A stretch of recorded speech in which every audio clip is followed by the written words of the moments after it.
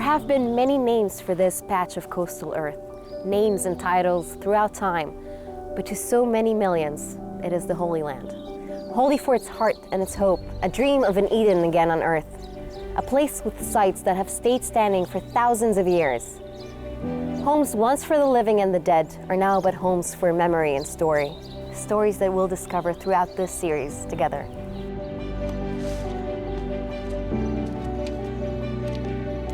Now in the place where he was crucified, says John in his gospel, there was a garden, and in the garden a new sepulchre, wherein was never man yet laid.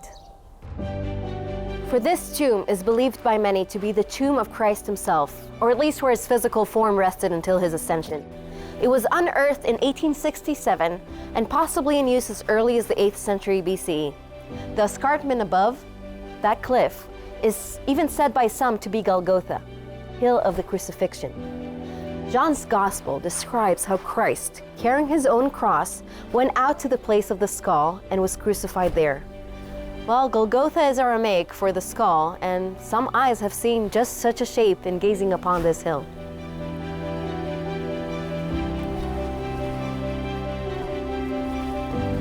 The Church of the Holy Sepulchre has claimed the site of death, the burial, and the resurrection since the 4th century CE. But in time, the question came, why, when the texts and stories all say Christ was crucified outside Jerusalem's walls, is the church deep within our city?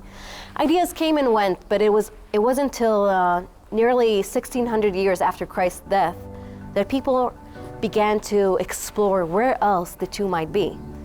The Bible story tells that the crucifixion happened just outside the city, near a gate identified now as the Damascus Gate, and a major pathway. It tells us that below that spot there was a garden, and in that garden a tomb, described as being cut out of a rock with a great rolling stone for its seal. It belonged to the wealthy man by the name of Joseph of Arimathea. And in 1924, a wine press, believed to date back to the late Second Temple era, was discovered at this very site.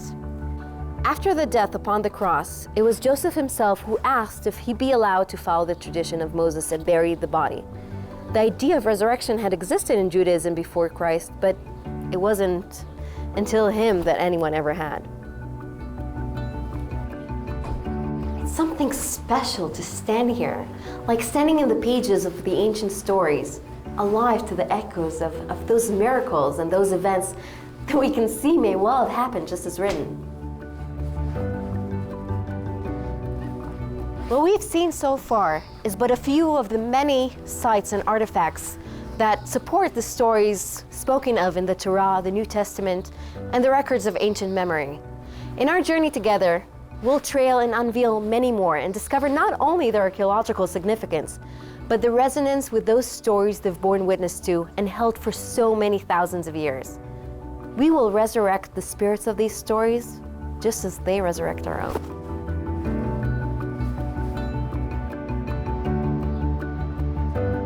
We're at Givati Parking. This is an active dig site.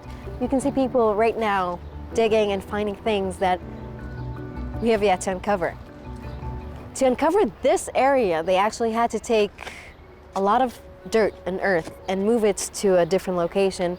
And there it would go through the process of examining what exactly is inside. I would love to be a part of that too. Just take a look at this patch right here. In just such a small area, you can see bones, you can see weapons, you can see the pieces they use for food. The amount they're gonna dig from only a small area like this is extraordinary.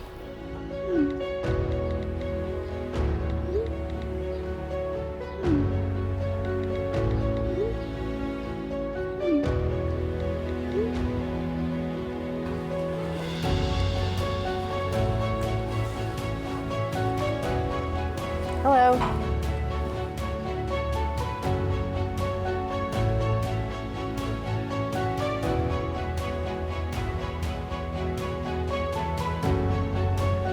Today I've journeyed to the Mount of Olives, just outside Jerusalem's Old City and 80 meters higher than the Temple Mount. David hid here after he became king. When they sung the hymn, they went to the Mount of Olives, goes the gospel. At the mount's base is the Garden of Gethsemane itself.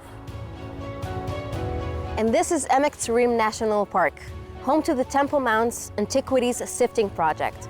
Take yourself to 2004. Excavations are on the way on Solomon's stables. Yes, that's Solomon.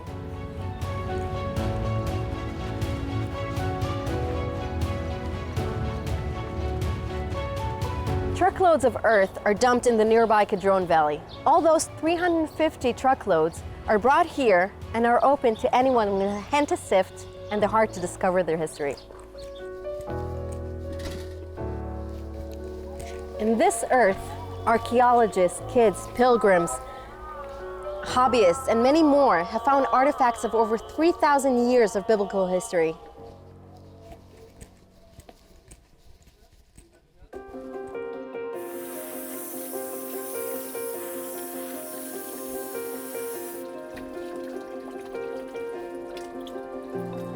Jerusalem has been the heart of the Holy Land and its capital for thousands of years. Buried right here are artifacts holy to Judaism and Christianity alike that span the entire timeline of the Bible. Emek Tzurim is one of the many active dig sites in Israel, still finding those amazing artifacts of great historical significance. Now, in the journey we're going to take together, digging and sifting at sites like these are just two of the very few ways we have to uncover such artifacts, every one of which tells an incredible story that we can track right back to the Bible. Through them, we'll be able to see for ourselves where those stories fit in history and the truths they carry of those stories.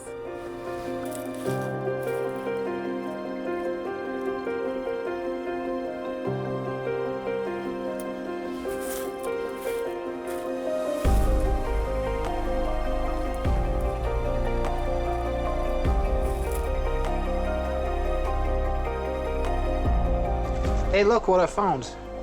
Oh wow, that's so cool. You always find the good stuff. Oh well, you just gotta keep digging. Oh, sure, whatever. Oh hey, maybe I found something too. See? That's what I told you. I wonder like how much this was worth in ancient times. That looks like a lepton. May I? Yep, lepton. Lepton is Greek for small or thin. This might have been minted in the time of Alexander Junius, around 100 BC. He was the great-grandson of Mattathias the Maccabee himself. So it just has been there in the dirt for 2,000 years. But how much is it worth? About a cent. 6 minutes of work. Only a cent. And a rich man's fortune. That doesn't make any sense. Well, these coins had another name, mite, and to this day, the story that name carries is very valuable. Good luck.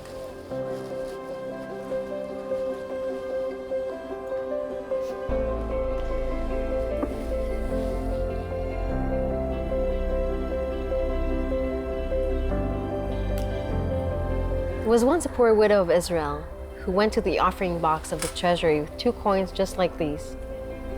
They were all she had, but she gave them anyway.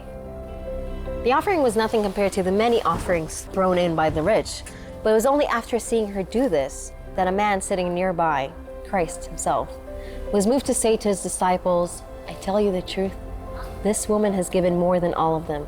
For while they gave because they could, she gave all she had." Gustave Doré did a painting of the moment that appeared in many Bibles throughout the 1800s. He named it The Widow's Mite. It's a good name.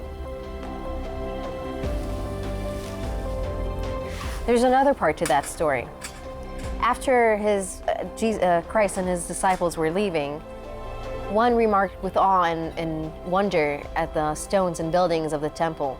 Buildings paid for by those same offerings. Do you know what Christ said to him? That they would all be torn down. And that is the worth of 2 small coins. A story for the ages.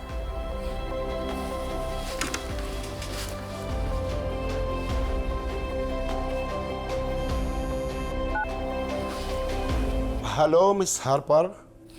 Here. This is Mr. Hamidian. You said to call if anything appears from the Persian period. Say it's more than a pot. Oh, it is more than a pot. You're not just saying that? I think you'll be really pleased with what you're gonna see. Come on, Mr. Hamidian, one petal, one little hint. Time flies, Miss Harper. Get ahead while you can. Thanks. To the old city, please. We're in the crossroads of the world. From the first time the name Israel appears, still circa 1209 BCE, in an account of the Egyptian king and his conquest of Canaan, where it says, Israel is laid waste and his seed is no more. Anyone hoping to build an empire had to control this strip of coast. Ethiopia, Syria, Phoenicia, Greece, Constantinople. The Romans were the first ones who changed the name after Bar Kokhba's revolt in 132 to Syria, Palestina. But if Median has what I hope he has, today will give us archaeological evidence of Persia's presence, as written in the books of Ezra and Nehemiah, and prove once more that the wonders of how these stories echo in textile fact.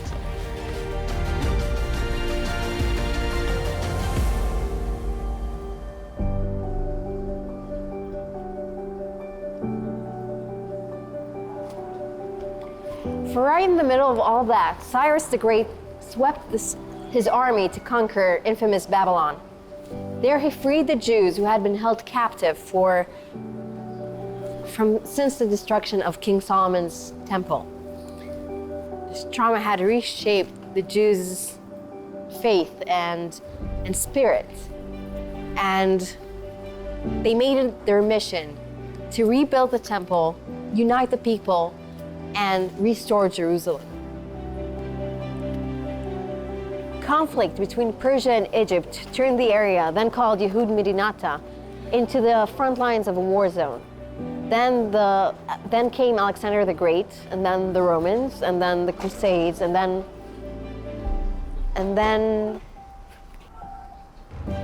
time flies by like an arrow. Arrow ahead. So, is the truth about to pierce my hopes? Oh, very good, Miss Harper. Welcome, welcome again. Good to see you. Come on in, welcome. Thank you. How are you? Good to see you again. I'm excited. Welcome. I have something really special to show you. Can't wait. Here is your spearhead. Welcome. This is a Hellenistic Persian, which we can call Persian or Hellenistic, 330 BC, before Christ. So this is 2,300 years old. Please, welcome. Look at the three side, how it is three side, like three that comes. Yes. Oh, you need your gloves, Mrs. Harper. You're right, I'm sorry. Yes, we better use gloves for these. I have my gloves. You know, this is being buried. Yes, now you can look at the patina here. Look at the green, the color. This is patina that built with the time. You know, I'm sure you touched so many of these things. You know how this is built over with the years. Yes, but I have been hoping to see one of these. This is the real one. This is 2,300 years older. It's the real thing. Beautiful.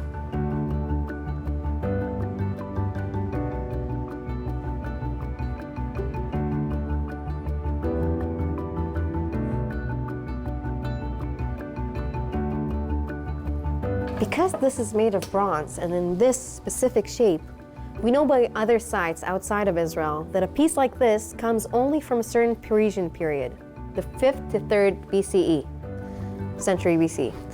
No one else who lived in or fought their way through this land made arrowheads like these. Chronicles 2, the book between Kings and Ezra, speaks of Babylon's conquest of Israel being called by God for abandoning him and each other.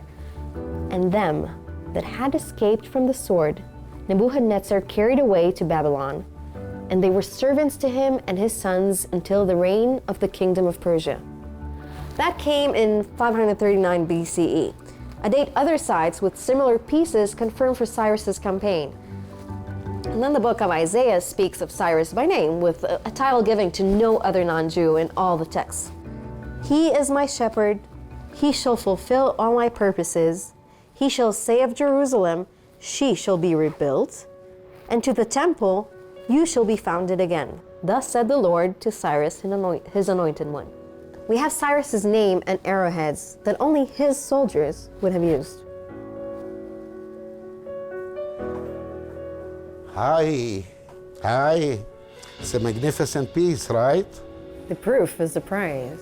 Perhaps for you, $400. Shekels. No, US dollars. Everything in Jerusalem is in dollars, really. Well, I think that's a little too much for just one piece that nobody can do anything with. Yeah. Really, So maybe 200. really, that's really low. You know, imagine this piece is 2,300 years old. So divide your $400 on 2,300 years old. How many pennies a day you paying? So imagine how cheap this thing is. Well, you can't calculate Anyway, I stuff make like it that. for you. How about I make it $325 for you? $325. I'll tell you a price now, and you're Well, I gonna hope say, you'll be fair. and you're gonna close it, If it's fair, I will. and it's gonna be the fastest you're Let's gonna close it. Let's see how good you are. 275. 3, can you say 3? 275. You got it, it's a deal. Let's shake. Good luck. Good luck, it's yours. All right, you can I'll wrap get it you a up. bag, okay? There you go. Good luck. I hope you enjoy. A really beautiful piece. Thank you. Welcome.